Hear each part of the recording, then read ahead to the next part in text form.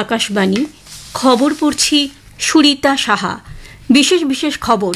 ভারতীয় মহাকাশ গবেষণা সংস্থা ইসরো জানিয়েছে এই প্রথম চন্দ্রযান-2 চাঁদের ওপর থেকে সূর্যের চৌম্বকীয় তরঙ্গ নিঃসরণ প্রত্যক্ষ করেছে। বিহারের আসন্ন নির্বাচনকে কেন্দ্র করে বিরোধী দলগুলির মধ্যে চূড়ান্ত অনৈক্যের মাঝে 5টি আসনে প্রার্থী ঘোষণা করল কংগ্রেস। অর্থমন্ত্রী নির্মলা সীতারামন বলেছেন, জিএসটি হারে সংশোধনের সুবিধা যাতে সমস্ত স্তরের মানুষ পান, কেন্দ্র তার উপর নজরদারি চালাচ্ছে। উত্তরপ্রদেশের অযোধ্যায় আজ সন্ধ্যায় নবম দীপোৎসব শুরু হতে চলেছে। রাত পোহালেই দীপাবলি, আলোকমালায় সেজে উঠেছে গোটা দেশ। এদিকে বাংলায় আজ ভূত চতুর্দশী পালিত হচ্ছে ঘরে ঘরে। একদিনের আন্তর্জাতিক ক্রিকেট সিরিজের ভারত ও অস্ট্রেলিয়ার মধ্যে প্রথম ম্যাচটি বৃষ্টির জন্য দেরিতে শুরু হয়েছে। শুরুতেই বিপর্যয়ের মুখে ভারত। আসছি বিস্তারিত খবরে। চাঁদের ওপর থেকে সূর্যের করোনাল মাস ইজেকশন CME বা সূর্যের চারিদিকে চৌম্বকীয় তরঙ্গ বিচ্ছুরণের প্রভাব এই প্রথম চন্দ্রযান-2 পর্যবেক্ষণ করেছে বলে ভারতীয় মহাকাশ গবেষণা সংস্থা ইসরো জানিয়েছে। চাঁদের হালকা বাতাস বা লুনার এক্সোস্ফিয়ার এবং এর পৃষ্ঠের ওপর মহাকাশের আবহাওয়ার প্রভাব অনুধাবন করতে এই পর্যবেক্ষণ সহায়ক হবে। GSLV Mk3M1 রকেট ব্যবহার করে শ্রীহরিকোটা থেকে 2019-এর 22শে জুলাই চন্দ্রযান-2 উৎক্ষেপণ করা হয়। এর মধ্যে রয়েছে 8টি পরীক্ষামূলক পেলড। ওই বছর 20শে অগস্ট চন্দ্রযান-2 সফলভাবে চাঁদের উপবৃত্তাকার কক্ষপথে প্রবেশ করে।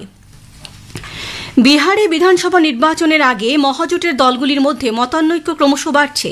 কংগ্রেস RJD নেতা ও মহাগঠবন্ধনের নির্বাচনী সমন্বয় কমিটির চেয়ারম্যান তেজস্বী প্রসাদকে অচলাবস্থা কাটাতে উদ্যোগী হতে বলেছে। জোটের বিভিন্ন দলের মধ্যে ঐকমত্য না হওয়ায় মহাজোট প্রথম পর্যায়ের মনোনয়নপত্র জমা দেওয়ার কাজ গতকাল শেষ হয়ে গেলেও আসন বণ্টন চূড়ান্ত করতে পারেনি। এর ফলে কংগ্রেস, RJD ও বাম দলগুলি বেশ কয়েকটি আসনে পরস্পরের বিরুদ্ধে লড়াই করছে। উল্লেখ্য, 18টি জেলায় 121টি আসনে ভোট নেওয়া হবে আগামী 6ই নভেম্বর। RJD ঔরঙ্গাবাদ জেলার কুসুম্বা কেন্দ্রে কংগ্রেসের রাজ্য সভাপতি রাজেশ নামের বিরুদ্ধে প্রার্থী দেওয়ার সিদ্ধান্ত নেওয়ায় অসন্তোষ বৃদ্ধি পেয়েছে। দ্বিতীয় পর্বে 11ই নভেম্বর এই আসনে ভোট নেওয়া হবে। RJD ইতিমধ্যেই দলের প্রার্থীদের দলীয় প্রতীক চিহ্ন দিলেও সরকারিভাবে তাদের নাম ঘোষণা করেনি। বিহার বিধানসভা নির্বাচনে কংগ্রেস 5 জন প্রার্থীর দ্বিতীয় তালিকা প্রকাশ করেছে। নারকাটিগঞ্জ আসনে শাশ্বত কেদার পান্ডে প্রতিদ্বন্দ্বিতা করবেন। অন্যদিকে কিষানগঞ্জ আসন থেকে প্রতিদ্বন্দ্বিতা করবেন মোহাম্মদ কামরুল হোদা। মোহাম্মদ ইরফান আলম কসবা, জিতেন্দর যাদব পুনিয়া এবং মোহন শ্রীবাস্তব গয়ার টাউন বিধানসভা কেন্দ্র থেকে নির্বাচনে লড়বেন। গতকাল কংগ্রেসের কেন্দ্রীয় নির্বাচন কমিটি প্রার্থীদের নাম চূড়ান্ত করে। ঝাড়খণ্ড মুক্তি মোর্চা JMM বিহার বিধানসভা নির্বাচনের আগে ইন্ডি জোট ছেড়ে বেরিয়ে এসেছে। বিহারে 6টি আসনে তারা আলাদাভাবে প্রার্থী দেবে বলে দলের কেন্দ্রীয় সাধারণ সম্পাদক সুপ্রিয় ভট্টাচার্য জানিয়েছেন। এই আসনগুলো হল চাকাই, ধামদাহা, কটোরিয়া, মনিহারি, জামুই এবং পীরপাইন্তি। আগের নির্বাচনেও ঝাড়খণ্ড মুক্তি মোর্চা এই আসনগুলিতে প্রার্থী দিয়েছিল। কেন্দ্রীয় অর্থমন্ত্রী নির্মলা সীতারামন বলেছেন, জিএসটি হারে সংশোধনের সুবিধা যাতে সকল স্তরের মানুষের কাছে পৌঁছে যায় তা নিশ্চিত করতে অর্থমন্ত্রক 54টি পণ্যের মূল্যের ওপর নজরদারি চালাচ্ছে। পরবর্তী প্রজন্মের জিএসটি হার এই 54টি পণ্যের ওপরে কার্যকর হয়েছে। নতুন দিল্লিতে গতকাল জিএসটি সাশ্রয় উৎসব সংক্রান্ত এক যৌথ সাংবাদিক সম্মেলনে কেন্দ্রীয় অর্থমন্ত্রী নির্মলা সীতারামন বলেন, সংশোধিত জিএসটি হারের বাস্তবায়ন কেন্দ্র সরকার এবং জিএসটি কাউন্সিলের পারস্পরিক সমন্বয় ও সহযোগিতার প্রতিফলন। পণ্য পরিষেবা কর হ্রাস পাওয়ায় জিএসটি স্ল্যাবেও পরিবর্তন এসেছে। Item by item, I'm here to tell you that which is weighted average of the reduction which should have gone to the consumer is going, and more is also being passed on. So there is a remarkable impact of this set of new GST rate reductions that have happened, and every item that I've monitored which is of relevance for day-to-day life of common citizens, the benefit has been passed on to the consumers. উত্তরপ্রদেশের অযোধ্যায় আজ সন্ধ্যায় নবম দীপোৎসব শুরু হতে চলেছে। ভগবান শ্রীরামের অযোধ্যায় ফিরে আসার ঘটনাকে স্মরণ করে এই উৎসব অনুষ্ঠিত হয়ে থাকে। গত বছর 26 লক্ষেরও বেশি প্রদীপ অযোধ্যা শহর জুড়ে প্রজ্বলিত হয়েছিল। এবছর সেই রেকর্ড ভেঙে রামকি পৌরির 56টি ঘাট বরাবর 26,11,101টি মাটির প্রদীপ প্রজ্বলন করা হবে, যা পবিত্র সরজু নদীকে এক অপূর্ব স্বর্গীয় সৌন্দর্যে আলোকিত করবে। অযোধ্যার এই দীপোৎসব সারা বিশ্বের সামনে এক আধ্যাত্মিক ও সাংস্কৃতিক ঐতিহ্যের গরিমা তুলে ধরে। আজ ভূত চতুর্দশী। গৃহস্থ বাড়িতে সন্ধ্যায় 14টি মাটির প্রদীপ জ্বালিয়ে পূর্বপুরুষের উদ্দেশ্যে শ্রদ্ধা জানানোর রীতি রয়েছে। ঋতু পরিবর্তনের সময় রোগ প্রতিরোধে আজ ভেষজ সমৃদ্ধ 14 শাক খাওয়ার চল রয়েছে বাংলার ঘরে ঘরে। আজ পয়লা কার্তিক। পিতৃপুরুষের উদ্দেশ্যে আকাশদ্বীপ জ্বালানো শুরু হবে এদিন থেকে।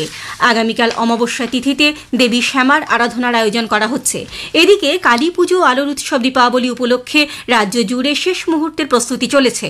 সুপ্রিম কোর্ট, কলকাতা হাইকোর্ট ও পরিবেশ দূষণ নিয়ন্ত্রণ পর্ষদের নির্দেশ মেনে নিষিদ্ধ শব্দবাজি যাতে কোনোভাবেই পোড়ানো না হয়, রাজ্য সরকার সব জেলা প্রশাসনকে তা সুনিশ্চিত করতে বলেছে। দীপাবলি উপলক্ষে যাত্রী ভিড় সামাল দিতে ভারতীয় রেল দেশ জুড়ে বহু স্পেশাল ট্রেন চালাচ্ছে। উত্তরপ্রদেশ ও বিহারে সবচেয়ে বেশি যাত্রী চলাচল লক্ষ্য করা গিয়েছে। চেন্নাই শহরে চলতি সপ্তাহে 18 লক্ষ মানুষ ঘরে ফিরেছেন। তামিলনাড়ু রাজ্য পরিবহন নিগম পরিস্থিতির সঙ্গে তাল মেলাতে 20,000 বিশেষ বাস চালানোর সিদ্ধান্ত নিয়েছে। তা সত্ত্বেও রাজ্যের বড় বড় রেল স্টেশন ও বাস টার্মিনাসে ভিড় উপচে পড়ছে। রেলমন্ত্রী অশ্বিনী বৈষ্ণব নতুন দিল্লি রেল স্টেশন ঘুরে দেখে জানান, একসঙ্গে 75,000 যাত্রীকে স্থান দেওয়ার মতো ব্যবস্থা করা সম্ভব হয়েছে। এদিকে উৎসবের আবহে বিমান ভাড়াও প্রচুর বেড়ে গিয়েছে। দিল্লি, অমৃতসর ও লখনৌয়ের বিমান ভাড়া আকাশ ছোঁয়া। যাত্রীরা এ ধরনের ভাড়া বৃদ্ধি অযৌক্তিক বলেই মনে করছেন। এদিকে এয়ার ইন্ডিয়া ইতালির মিলান থেকে দিল্লি বিমান বাতিল করায় অনেককেই উৎসবের পর দেশে ফিরতে হবে। এ খবর আপনারা শুনছেন আকাশবাণী থেকে।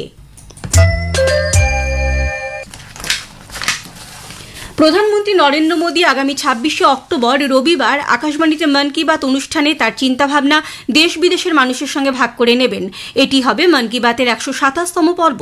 বেলা 11টা থেকে আকাশবাণী এবং দূরদর্শনের সবকটি চ্যানেল এবং আকাশবাণীর news on AIR website, mobile app, প্রধানমন্ত্রীর দপ্তর, তথ্য ও সম্প্রচার মন্ত্রকের ওয়েবসাইট ও ইউটিউব চ্যানেলেও মন কি বাত সম্প্রচারিত হবে।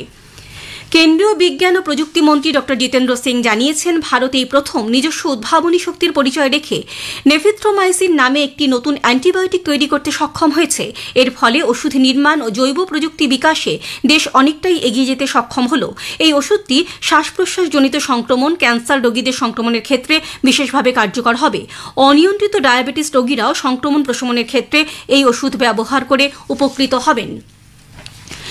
নাগাল্যান্ডে Nationalist Democratic Progressive Party NDPP ও নাগা পিপলস ফ্রন্ট NPF একসঙ্গে মিশে গিয়ে একটি আঞ্চলিক রাজনৈতিক দল গঠনের সিদ্ধান্ত নিয়েছে।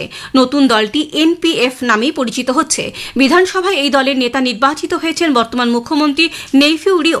60 সদস্যের নাগাল্যান্ড বিধানসভায় এই নতুন দলের সদস্য সংখ্যা 34।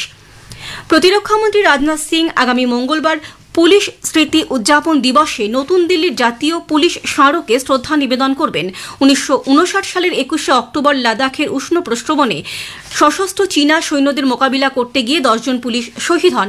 তাঁদের স্মৃতিতে প্রতিবছর এই দিনটি পালন করা হয়। সীমান্তে দুই দেশের মধ্যে সংঘর্ষের পর আফগানিস্তান ও পাকিস্তান সংঘর্ষ বিরতিতে সম্মত হয়েছে বলে কাতারের বিদেশ মন্ত্রক জানিয়েছে। কাতারের রাজধানী দোহায় গতকাল কাতার ও তুরস্কের মধ্যস্থতায় দুই দেশের মধ্যে এই চুক্তি হয়েছে। এক বিবৃতিতে কাতারের বিদেশ মন্ত্রক জানিয়েছে, আলোচনার সময় উভয় পক্ষই তাৎক্ষণিকভাবে যুদ্ধবিরতি এবং দুই দেশের মধ্যে স্থায়ী শান্তি ও স্থিতিশীলতা নিশ্চিত করার লক্ষ্যে একটি প্রক্রিয়া তৈরির জন্য পরবর্তী বৈঠকে সম্মত হয়েছে। মার্কিন রাষ্ট্রপতি ডোনাল্ড ট্রাম্প জানিয়েছেন, ক্যারিবীয় সাগরে একটি ড্রাগ পরিবহনকারী সাবমেরিনকে ডুবিয়ে দেওয়া হয়েছে।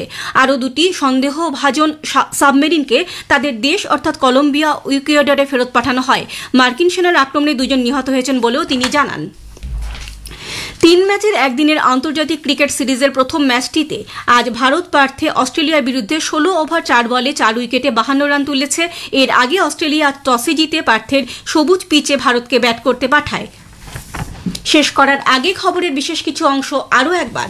ভারতীয় মহাকাশ গবেষণা সংস্থা ইসরো জানিয়েছে, এই প্রথম চন্দ্রযান 2 চাঁদের উপর থেকে সূর্যের চৌম্বকীয় তরঙ্গ নিঃসরণ প্রত্যক্ষ করেছে। বিহারের আসন্ন নির্বাচনকে কেন্দ্র করে বিরোধী দলগুলির মধ্যে চূড়ান্ত অনৈক্যের মাঝে 5টি আসনে প্রার্থী ঘোষণা করল কংগ্রেস। অর্থমন্ত্রী নির্মলা সীতারামন বলেছেন, GST হারে সংশোধনের সুবিধা যাতে সমস্ত স্তরের মানুষ পান, কেন্দ্র তার উপর নজরদারি চালাচ্ছে।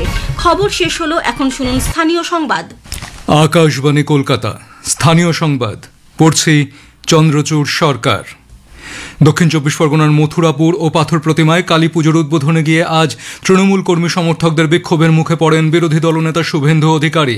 তাঁর গাড়ি ঘিরে চলে তীব্র বিক্ষোভ ও স্লোগান। স্থানীয় প্রশাসন দ্রুত পরিস্থিতি নিয়ন্ত্রণে আনলেও এলাকায় উত্তেজনা ছড়ায়। শুভেন্দুবাবু অভিযোগ করেন, ধর্মীয় অনুষ্ঠানে অংশ নিতে এসে হামলার মুখে পড়াটা অত্যন্ত দুঃখজনক ও নিন্দনীয়। বিজেপি জেলা নেতৃত্বের দাবি, পরিকল্পিতভাবে এই হামলা চালানো হয়েছে। অন্যদিকে তৃণমূল নেতৃত্বের দাবি, স্থানীয় মানুষ স্বতঃস্ফূর্তভাবে বিক্ষোভ দেখিয়েছেন। পুলিশ জানিয়েছে পরিস্থিতি নিয়ন্ত্রণে রয়েছে এবং এলাকায় নিরাপত্তা বাড়ানো হয়েছে। শিক্ষক নিয়োগ দুর্নীতি মামলায় মুর্শিদাবাদের বড়ইয়ার তৃণমূল কংগ্রেস বিধায়ক জীবন কৃষ্ণ সাহার বিরুদ্ধে কলকাতার বিশেষ সিবিআই আদালত চার্জশিট জমা দিয়েছে ইডি। গ্রেফতারের 60 দিনের মাথায় তার বিরুদ্ধে চার্জশিট পেশ করা হলো। সেখানে উল্লেখ করা হয়েছে, নবম, দশম এবং একাদশ, দ্বাদশ শ্রেণীর শিক্ষক নিয়োগের ক্ষেত্রে বেআইনিভাবে চাকরি পাইয়ে দেওয়ার নামে 1.5 কোটি টাকা নিয়েছিলেন জীবন কৃষ্ণ। সেই টাকায় তিনি 12টিরও বেশি সম্পত্তি কিনেছিলেন। তার বিরুদ্ধে একাধিক তথ্য প্রমাণ সহ অন্তত 12 জন চাকরি প্রার্থীর বয়ান রয়েছে ওই চার্জশিটে। উত্তরবঙ্গে প্রাকৃতিক দুর্যোগে বিপর্যস্ত এলাকা পরিদর্শনের পর ফেরার পথে সুখিয়া পোখরির কাছে মাঝধুরায় দার্জিলিংয়ের বিজেপি সাংসদ রাজু বিস্তার কনভয়ে হামলার অভিযোগ উঠেছে দুষ্কৃতীদের বিরুদ্ধে। গতকাল রিম্ভিক এবং লোধামায় ধসে বিপর্যস্ত এলাকা পরিদর্শনে গিয়েছিলেন তিনি। সন্ধ্যায় অজ্ঞাত পরিচয় দুষ্কৃতীরা তার গাড়ি লক্ষ্য করে ঢিল ছোঁড়ে বলে অভিযোগ, যদিও তা লক্ষ্যভ্রষ্ট হয়ে কনভয়ের অন্য একটি গাড়িতে গিয়ে লাগে। সামাজিক মাধ্যমে এক পোস্টে সাংসদ জানিয়েছেন, পাহাড়ের স্থায়ী রাজনৈতিক সমাধানে মধ্যস্থতাকারী নিয়োগ হওয়ার পরেই এই হামলা অত্যন্ত সন্দেহজনক। পাহাড়ে অশান্তি ছড়ানোর ষড়যন্ত্র চলছে বলেও অভিযোগ করেন তিনি। রাত পোহালেই দীপাবলি ও কালীপুজো, আলোকমালায় সেজে উঠেছে গোটা রাজ্য। আজ ভূত চতুর্দশী। গৃহস্থ বাড়িতে আজ সন্ধ্যায় 14টি মাটির প্রদীপ জ্বালিয়ে পূর্বপুরুষদের উদ্দেশ্যে শ্রদ্ধা জানানোর রীতি রয়েছে। ঋতু পরিবর্তনের সময় রোগ প্রতিরোধে আজ ভেষজ সমৃদ্ধ 14 শাক খাওয়ার চল রয়েছে বাংলার ঘরে ঘরে। আজ পয়লা কার্তিক। পিতৃপুরুষের উদ্দেশ্যে আকাশদ্বীপ জ্বালানো শুরু হবে এদিন থেকে। আগামীকাল অমাবস্যা তিথিতে দেবী শ্যামার আরাধনার আয়োজন করা হচ্ছে। এদিকে কালীপুজো ও আলুর উৎসব দীপাবলি উপলক্ষে রাজ্য জুড়ে শেষ মুহূর্তের প্রস্তুতি চলেছে। সুপ্রিম কোর্ট, কলকাতা হাইকোর্ট ও পরিবেশ দূষণ নিয়ন্ত্রণ পর্ষদের নির্দেশ মেনে নিষিদ্ধ শব্দবাজি যাতে কোনোভাবেই পোড়ানো না হয়, রাজ্য সরকার সব জেলা প্রশাসনকে তা সুনিশ্চিত করতে বলেছে। কালীপুজো ও দীপাবলিতে আগামীকাল রাত 8টা থেকে 10টা এবং 28শে অক্টোবর ছট পুজোর দিন সন্ধ্যা 6টা থেকে রাত 8টা পর্যন্ত শুধুমাত্র পরিবেশ বান্ধব সবুজ বাজি পোড়ানো যাবে বলে জানিয়েছে কলকাতা পুলিশ। অন্যদিকে উৎসবের প্রস্তুতিতে রাজ্যে যখন সাজো সাজো রব, তখন আশঙ্কা বাড়াচ্ছে বায়ু দূষণের হার। বিশেষ করে জনবহুল কলকাতা মহানগরীতে বায়ু দূষণের হার ঊর্ধ্বমুখী। একটি প্রতিবেদন। কালীপুজো ও দীপাবলির উৎসবে নিষিদ্ধ হয়েছে শব্দবাজি, কিন্তু আপাত নিরীহ আতশবাজি কি সব দিক থেকে নিরাপদ? দূষণপ্রবণ জনবহুল শহরে পরিবেশের উপর এর বিরূপ প্রভাব ইতিমধ্যেই প্রমাণিত। এই তত্ত্বকে আরও উস্কে দিয়েছে দীপাবলির 2 দিন আগে কলকাতায় বাতাসের গুণগত মানের নিম্নমুখী হার। গতকাল শনিবার কলকাতার বাতাসের গুণমান সূচক বা এয়ার কোয়ালিটি ইন্ডেক্স উদ্বেগজনকভাবে নেমে গিয়েছে। শহরের দক্ষিণ ও উত্তরের বিভিন্ন এলাকায় বায়ুর গুণমান সূচক প্রায় 250-র কাছাকাছি পৌঁছে যায়। বর্ষা বিদায় নেওয়ার পর বাতাসে আর্দ্রতার অভাবে ভাসমান ধূলিকণার স্তর নিচে নেমে যাওয়ার পাশাপাশি আতশবাজিও বাতাসের মান অবনত করছে বলে রাজ্যের দূষণ নিয়ন্ত্রণ পর্ষদ মনে করছে। আগামী 2-3 দিন বাজি পোড়ানোর হার আরও বহু গুণে বাড়বে, কাজেই বাতাসের মানও খারাপ হবে বলেই আশঙ্কা। সে কারণে আতশবাজি পোড়ানোর বিষয়ে দায়িত্ববান হতে নাগরিক সমাজের কাছে আবেদন জানিয়েছেন তারা। অভিরূপ ভট্টাচার্য, আকাশবাণী সংবাদ, কলকাতা। কালীপুজো উপলক্ষে যাত্রীদের সুবিধার্থে পূর্ব রেলের শিয়ালদা ডিভিশন আগামীকাল মঙ্গল ও বুধবার রাতে শহরতলির বিভিন্ন শাখায় বিশেষ ট্রেন পরিষেবা দেবে।